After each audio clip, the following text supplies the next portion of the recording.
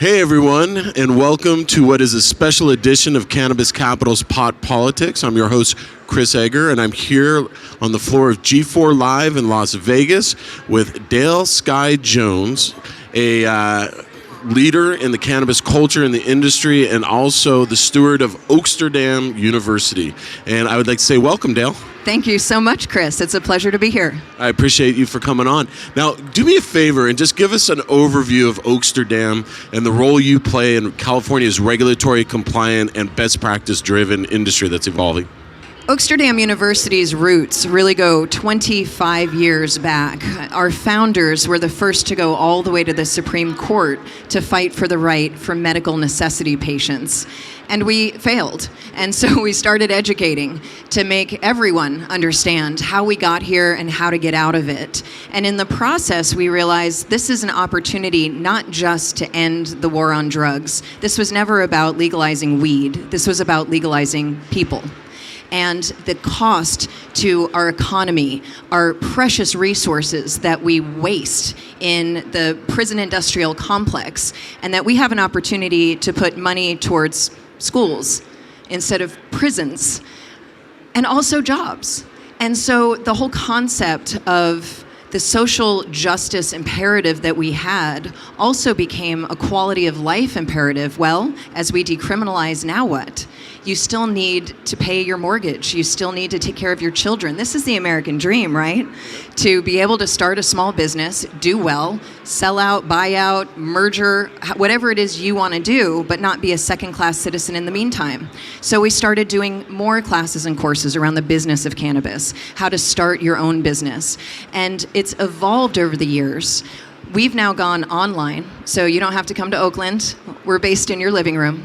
Really? Yeah, really. Now, let me ask you, especially with cultivation, which seems like such a hands-on, technique-driven environment, are you finding ways to creatively engage people on that front? I can't lie, coming as the only hands-on lab in the world for over a decade and no more that was terrifying. We had to break our business model to allow this new potential to emerge. So a few things changed, absolutely, but a few things got way better. And I knew it wouldn't suck, but the way that it turned into now, back in the day, if you had tried to bring your problem into our school, we would have tackled you at the door because we have a student garden. I can't look at your plant. And now you can turn your camera around, whether it's the plant in your closet or a huge commercial facility, and say, hey, teach, what is this dot that's all over my leaves and how can I stop it? What can we do about root aphids? And have that interactive experience. We also have live faculty, so you can ask those questions in class on Zoom. And you have folks that have grown all over the world. In addition to the teacher talking, we have experts in chat. Another benefit, because I'd have shushed you if you were chatting in class, right? But now you have a fulsome chat on the side with another expert if you need clarifying questions. So it frankly only got better, and more importantly, it got easier. It's hard to fly out to Oakland and stay for a week or a month or 3 months. All right, so let's talk about that. So the climate has changed too. Cannabis legalization in the United States has changed. So you're able to provide this content, this legacy institutional knowledge from cannabis cultivars and cultivators and people who understand the industry nationwide now. Is that also the benefit of that? We're worldwide. And worldwide. Indeed. In fact, I stopped counting a while back. I know we have well over 50,000 students from over 100 countries. And so we have been the driver behind this change, pushing the policy as we teach it. We're teaching the people that are pushing the policy. The secret to our success, it's no secret, it's our alum, because we teach you how to change your city council, how to go talk to your state legislature, how to go start that voter initiative, or how to get it on in the ledge. We're teaching people how to create the very opportunity that they're looking for in business or in life or in medicine. So I've always said a cannabis consumer is also a cannabis voter, right? And so what you're saying is you're actually giving people the tools, the public affairs tools, the political campaign mindset tools that will help them change in their community legislative. So let's talk about that a little bit. You know, I'm from California, and in California, local control has been a huge stymie point for the industry. The other thing has been the high rate, the onerous rate of taxation in California. They're putting so much burden, and it's never been done for you before.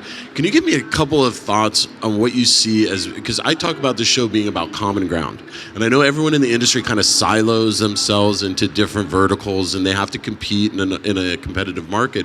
But at the same time, there are things that I think affect us all. If you could give me two issues we just talked about, local control and taxation. What are you seeing right now in California?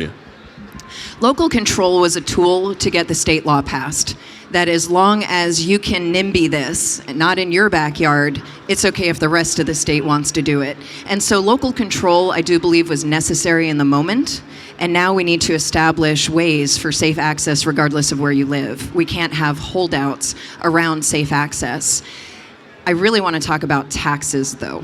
And by the way, absolutely. And I think one of the things I've said is a solution to the revenue considerations like the UFCW and the SEIU have brought up with the labor management programs that are getting child care tax credits out of the cannabis tax, is that a rising tide will float boats, right? So if you grow the market for legalized and regulated cannabis in California, but the taxes have to be reduced, people can't survive it, especially in cultivation, right? Well, and you just talked about common ground, and I really appreciate that, because first you have to meet people where they are. What do you believe in? What do you care about? Now let's talk about how this current policy is the opposite of what you want. And folks say, well, I don't care about cannabis. I could give a shit if somebody pays too much. Who cares if the taxes are too high? Well, do you care if that guy behind the convenience store is who's selling that to your kids? Because that guy doesn't ID your kid, and what else is that guy offering your kid at the same time? And also, what else is that guy involved with? Is it human trafficking? Is that one of the violent drug cartels out there? Or is that just that OG you've known for 30 years? At the end of the day, whether you care about cannabis itself or not, taxes being too high hurts communities. As we are trying to take cannabis from contraband to commodity, we have to treat it that same way with taxation. And in California, we have an effective tax rate of over 100% at the register of a legal cannabis business. You can walk across the street to an illicit business and pay half. And that's an issue for the businesses that are trying to do it well, that are showing up, that are paying their permit, that are paying their taxes, that are doing what they're supposed to do, and they're still getting rat fucked. And that is not okay, right? The small farmer who hasn't even put a seed in the ground yet owes money on something that's never been realized. And then that tax money just gets compounded every time it moves along the supply chain. You're paying tax on that tax. And that's how the compound happens. It's a flat tax for the cultivator, which is ridiculous, right? So as the price per pound is going down because of the scale of what's been built in the industry, right? So they're actually suffering at the very beginning on the front end of this. And then, of course, the choked retail points. And we're decimating the small farmers, and we're putting them in a position where next year, when the large farms are legal, they're all going to have to sell out, get bought out on pennies on the dollar. We are setting up the small farmers to fail. Are you hopeful that Governor Newsom is going to make any movement in the coming legislative cycle? Because he's publicly said that tax reform is something that's on the table for cannabis. We are hopeful to see, and unfortunately Newsom can't do a lot because taxation, it has to be voted in through the legislature. Yeah, but he does sign whatever. But he definitely signs. Yeah, no, that is a good point. He has to agree with it when it's done. But the point is call your legislative representative, because they're the ones that have to actually get it passed all the way through. What we're recommending, and I don't want to frighten retail, but this is consolidating the tax at the register so that the tax isn't compounded all along the way. And that also reduces your costs of goods all along the way. We've actually built this industry up first on a sin tax and now on these artificially inflated prices. And who loses are the otherwise law-abiding citizens who are trying to do this well. I actually was really surprised that it was admitted, but the city of Long Beach, right? So I work with the Long Beach Collective Association quite closely, and they actually saw a rise in overall tax revenue as they decreased out, not on retail, but on manufacturing and other areas of the economy. They saw a rise in the revenues collected. Here's a crazy concept, right? I know this is bananas. What if we tax more businesses more fairly? And this is the conversation we have to be having with those that are standing in the way of more fair taxation, because there's there's definitely special interests involved. But once you unpack the special interests and say why, well, you've got unions, labor unions, worried for their workers, worried for the jobs, worried for this, worried for that. Well, let's talk about, instead of taxing 5 people at 30%, we can tax 30 people at 5%. Absolutely. And then everyone is healthier. You get what you need. And frankly, the workers you're so worried about, those owners can afford to give raises, do training, do more with what they have, because every last dime isn't going to the tax man. So what do you think is going to happen? One of the things I'm very fearful of, right, on the federal level, is that we're going to see another tax imposed from the federal government, right? I don't know if that'll be interstate commerce driven or if it'll be on top of whatever you're paying in your state right now. But what are your thoughts right now on what's going on with the MORE Act? You have, Schumer and Booker, and they're trying to move something through the Senate to come to the end of summer. Have you seen any glimmers of hope in the city of Washington? Oh, hope in Washington. I will try to give you a hit of hope before the end of this interview. The trouble in Washington is the good ideas aren't heard by the other side. We just had Nancy Mace's bill, kind of a good bill, but Schumer wouldn't even bring it out of committee. He wouldn't even look at it because Nancy Mace is a Trump Republican. And yet it was a good plan. And so if we can get this out of committee, and this, again, contacting whoever your elected representative is, especially if you're in Mitch McConnell's district or Lindsey Graham's district or Chuck Schumer's district, that we need to get this stuff out of committee, because this is one of the few things that we do agree on. And whether you care about small business or if fiscal conservatism is still a thing, that this is an argument, regardless of your political stripe, that we can make an argument for this with you. I don't believe anything that is currently on the table is going to necessarily go anywhere, but it's the fodder, right? It's the seeds that we need to plant and pluck the best ideas from, hoping that the next Congress can get there. I will tell you, too, it's really important. I think a lot of people have talked about it. I think banking reform could precurse complete descheduling or complete legalization or framework, because I see people, and you work with a lot of entrepreneurs, a lot of people who are boldly going into new territory, right, bringing themselves into this best practice regulated environment, but they have no access to small business administration loans. They don't have access to traditional banking services without a high price associated with it. How important would you say it is for us as an industry to achieve the banking reform element?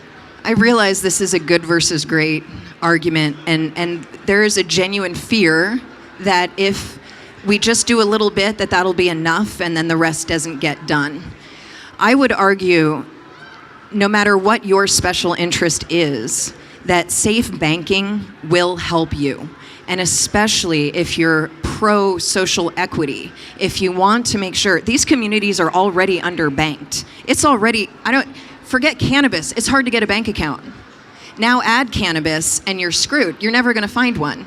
And so safe banking is one of the simplest ways to provide access to small businesses to this industry. Especially small business is where women, people of color, and veterans survive and thrive. And that's one of the things, I know you're from Oakland, Amber Center and I from Supernova Women discussed, which is that a social equity applicant is also now responsible for being run through the middle of this high rate of taxation operative environment, and they're finding themselves unable to succeed even with the hand out or the leg up or whatever they're getting. And that happened in Oakland, right? And all social equity is a license to work harder. It's not a free ticket. It's not a free ride. All right, so Dale Skye Jones, I know that we have you for a short, brief amount of time here. I always ask a guest, is there anything we didn't talk about that you think people need to hear to get to that common ground we're all pursuing as an industry as we move into the future of cannabis in 2022? I think it's important to remember, at the end of the day, we have got to remove cannabis as a Schedule I drug. That regardless of what you care about, whether it's access to research, access for your grandma, access for small business, so it's not just a monopoly that you either work for that person or you're an outlaw, that no matter who you are or what you're in it for, taking the teeth out of the criminality of this issue so that we can decarcerate We are an incarceration nation, and our tax dollars are paying for that. Our tax dollars are paying to put kids in prison right now, and I would rather do better things with that money. And so it's just really a matter of keeping our eye on the prize and focusing on the goal. Once you start getting mired down in the details, you lose the big point that while you're focused on making that dollar, there's still someone sitting in prison over a plant. And so the big thought here is we're just not done yet. It feels legal. We've worked hard to make this possible, dignity and work, and events like G4, and thank you for pulling off events like this, because it destigmatizes what we're doing and what we're talking about. But when you're just a rich white guy in Berkeley and you're not a person of color in Compton, you have a very different relationship with cannabis. It's not medical, it's criminal still. And so I would just ask people to remember we're just not done yet. And education is key to figuring out how to get out of this, and that starts with how we got into it. And so speaking of education, before I say thank you for joining us, can you tell people how to find Oaksterdam, how to find you and the programs that you're Yeah, providing? absolutely, because we have live programs that you can come take, and we also have on-demand asynchronous. So whether you want to stick to a program and meet with our instructors or do it on your own time at 2 a.m. in your boxer shorts, we have something for you. You can go to oaksterdamuniversity.com, and we also have some free courses on advocacy, seeds, and the exit from opiates through cannabis. Awesome. I'm going to go look for the one on advocacy. Everyone, can you please say thank you to Dale Skye Jones for joining us here today at G4 Live. Thank you. Thank you so much. Thank you, Chris. This was fantastic. I appreciate you. Appreciate you too.